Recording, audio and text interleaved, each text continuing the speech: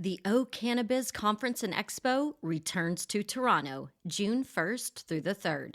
This exciting event is free for cannabis retailers and will feature Tommy Chong receiving a Lifetime Achievement Award at the Cannabis Industry Awards. There are still good booth locations available. For more information about exhibiting or to register to attend, go to ocannabis.com. That's OCANNABIZ.com.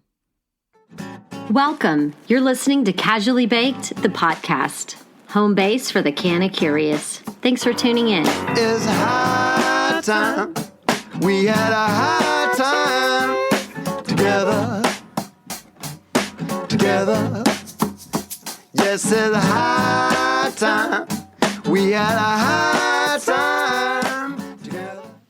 Hi, y'all. I'm Joe, your host and cannabis lifestyle guide. I had such a fun day yesterday exploring a new cannabis tour concept in Sonoma County. I brought my college buddy JC with me. He and I go all the way back to Spirit Days, 1994. He loves to tell everybody about the big bow I had in my hair the first day we met, so I'm just going to go ahead and say it before he can. JC and I spent 4 years together earning our mass comm degrees and working on our college newspaper and TV station.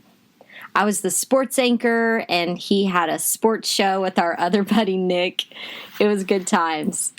Anyway, I love that he's in the Bay Area so I can borrow his mad skills and camera equipment and get to hang out with one of my bros all day.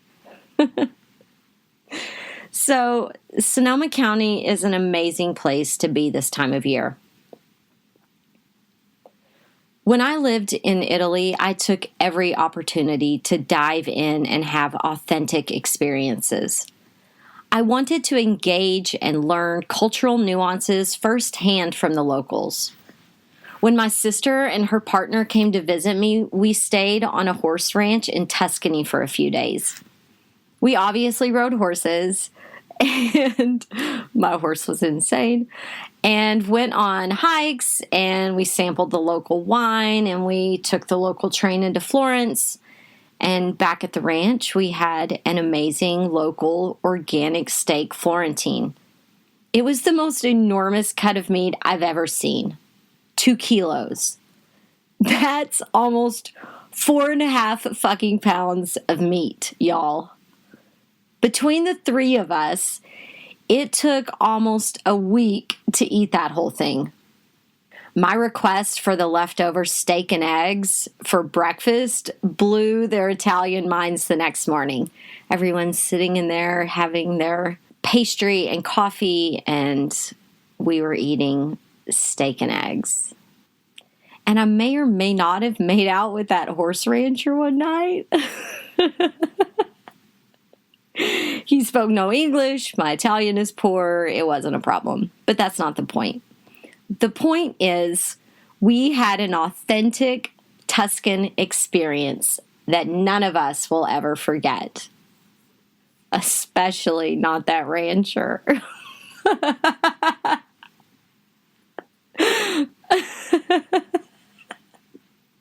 Right now, people all over the world associate this area here in California with the best of wine and craft beer. And wine tourism is the lifeblood of the communities. But a new agritourism...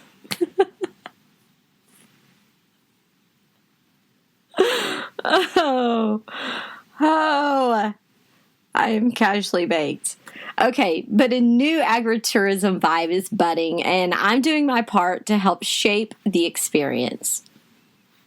JC and I joined Emerald Country Tours for a behind-the-scenes farm-to-bowl experience yesterday.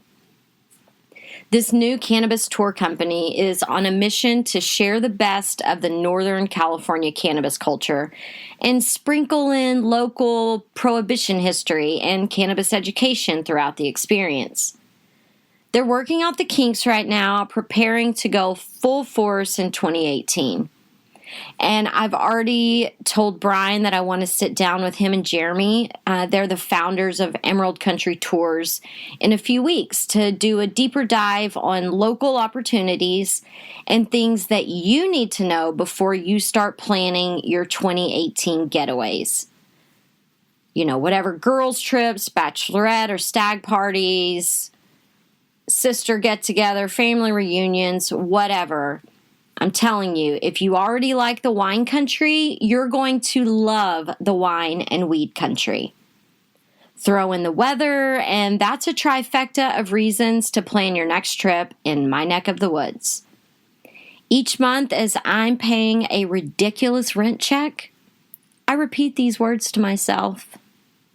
Wine, weather, and weed. Thank you, California.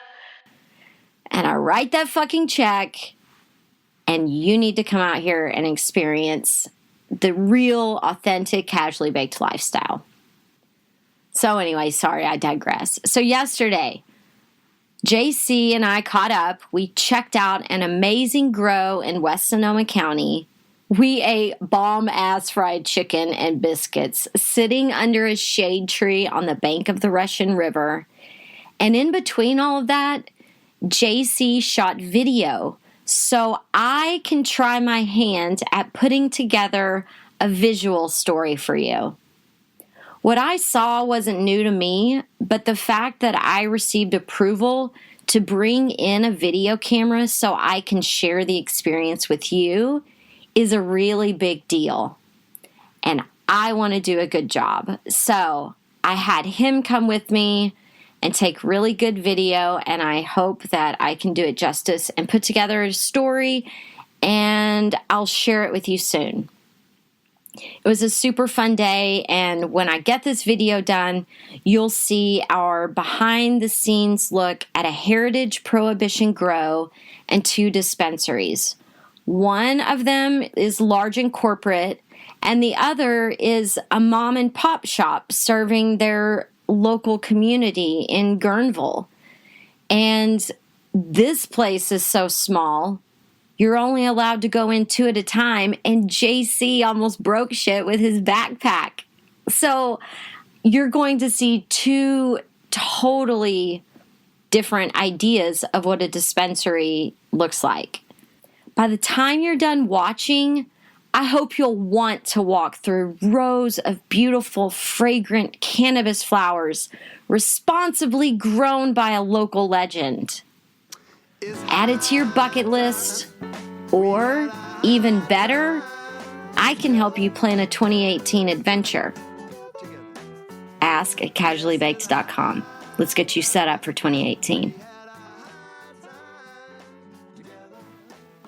Now it's time for your Smokey Joe update. If you listened last week, you know I'm fighting an odor battle at home. I've made a few purchases and am incorporating them into my space and routine. I'm going to tell you about them, although I'm not certain if the problem is solved yet. I've been home alone for a week with nobody to bother me or me to bother when I blaze. But I'll keep you updated, and you can find links to the products I'm using if you want to check them out for your house. I live on display in a small space, so the idea of having yet another piece of electrical equipment taking up visual and floor space isn't ideal. But the more I read and thought about it, the more I felt like I owed it to myself to create clean air in my home. Because I care about looks and performance, the Levoit brand air purifier ended up being my top pick. It has the best design in my opinion and received great reviews and was competitively priced. The air purifier tower is designed for small spaces, an office, dorm room, in-law unit sort of space. But I found out when reading the instructions that it needs space of its own. It can't be tucked in the corner. It needs a foot of space around it on all sides. That means in my space, it sticks out like a sore thumb. Again, good thing it's not ugly. Once I got the Levoit powered on, I started out by doing what I have to believe everybody does the first time. I lit a bowl and then I squatted down beside the air purifier and I blew the smoke directly into it. It worked like a charm, of course, but that's not a behavior I'll replicate. So I put the Levoit on level 3, which that's the highest, and I took a seat, I put my feet up, and I smoked the rest of the bowl. The room was full of smoke, but for less than a minute. Of course, if someone were home upstairs, it's still likely they'd smell me. This method will purify the air and eventually suck up all of the smoke, but it's definitely not a fix to my specific problem by itself. The next time I smoked, I added a mini oscillating floor fan, pointing away from me and toward the air purifier. I was able to tuck it underneath a little table so you can't see it. And when I exhaled, the fan pushed the smoke directly into the intake holes in the air purifier, and the haze dissipated faster than the personal satisfaction of my MacGyver moment. I really think this method will keep the peace. The next day, my air purifying bags by California Home Goods showed up. The nondescript gray fabric bags blend into my space and contain carbon-activated bamboo charcoal intended to absorb odor, bacteria, allergens, and harmful pollutants. When needed, you put the bags outside in full sunlight for an hour and then bring them back in, and they're supposedly refreshed and ready to reuse.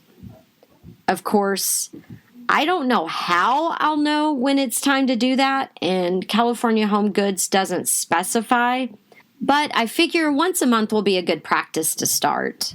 And you can reuse them for 2 years. I bought the variety pack and have one in my closet, bathroom, my living room, laundry hamper, and in the car. Stink, stank, mold, and mildew. Can't stay here. Bases covered. The last layer of my magical smokestack, and the one thing I was most leery of, is the handheld smoke eliminator. I'm going to tell you about a great product that I didn't want to like because the name gives me the shivers. The device is called a sploofie. Oh my gosh. And the image sploofie conjures up for me is not of the cute little ghost who lives in the sploofie logo. My housemate bought a sploofie for me to try, but when the package arrived, it was a refill package of 3 filters and no mouthpiece. I reached out to the company, and after a bit, the head sploofie in charge mailed a mouthpiece to me. Thank you, Brian. The device itself is a little bigger than I want it to be. It takes up more space in my stash bag than I would like it to. But this thing is going to be a clutch travel companion. It can't completely get rid of the smoke because that's just impossible. But it will definitely get rid of what you inhaled in your lungs, which is probably 90%. And that ghost is a clever little mascot because smoke goes in and nothing comes out. And sitting on my counter, the little black and white figure of the sploofie certainly resembles a ghost. So, well done, Brian and team at Sploofie. I'll definitely buy your product, but I'm calling mine Casper, god damn it. So what's the Smokey Joe conclusion? My routine that I've figured out, I keep the Levoit air purifier on most of the time while I'm home. It puts out cool air, and I don't mind the quiet hum of the motor, so no problems on that front. I'm only using Casper, aka Sploofy, when the family upstairs is home. I stand by what I said about not wanting to exhale into a mouthpiece every time I consume, but it's a great compromise for as long as I live here. This experience at home was a great kick in the pants to consciously change my living environment for the better. If you do smoke in your home, you owe it to yourself and those around you to invest $88 in an air purifier. Throw in $22 for the reusable charcoal purifier bags and $20 for your very first sploofy, of which Are you ready to make bad days a thing of the past? I invite you to explore the why behind the things you do every day that make you feel awesome. In his new book, Make It a Great Day, author Jarrett Robertson shares small ideas you can use to feel your best. So the next time you're looking for ways to improve your day or mood, you're empowered to do just that. Your day can't control you when you follow this roadmap to thrive. Purchase Make It a Great Day on Audible or online at makeitagreatday.ca. I hope you'll give a pet ghost name. But that's $130 out the door for immeasurable health and peacekeeping benefits. You got your place fixed up nice with all those little colored lights. You got those records that spin around and round. Gonna spin till we get home. I'll post product links and a video of the smoke gobbling Casper in action. You'll find all of that on the Potcast 18 blog on my website, casuallybaked.com/blog. So that's it for this week. I've got video to review. JC is waiting on pins and needles for feedback. If you enjoy Casually Baked the podcast, I hope you'll subscribe to the show and puff pass it on. If you want to rep the modern cannabis culture, be sure to shop at casuallybaked.com. Casually Baked the podcast was created, recorded, produced, edited by the team of Just Joe. Our theme music is by my handsome and fabulous friend Seth Walker. If you aren't familiar with his music, check out his latest album, Gotta Get Back, wherever you are buying your music these days. I know he didn't create High Time for me, but it sure as shit sounds like he did, right? I hope you'll tune in next time. Thanks for hanging out.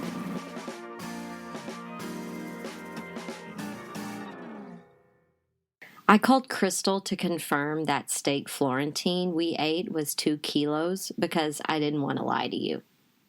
And she actually said it was 2.2 kilos, which is almost a 5-pound meat baby. I'll share the picture of the steak on this episode's blog page. You're welcome. Okay, last thing, and then I promise I'm really out this time. 2 moms from Kyle FaceTimed me while I was finalizing the podcast. So I demonstrated the sploofy for them. Turns out it also sort of looks like a space age Renews It bathroom deodorizer sitting there, or a sex toy vibrator someone forgot to put away. Fro said it looked like a voice modulator when I was blowing through it. Tell me what you think the sploofy looks like. The sploofy people may get pissed off. Or they may love it. Who the fuck knows? But it's fun. You have permission to get your sploofy on. casuallybaked.com/blog.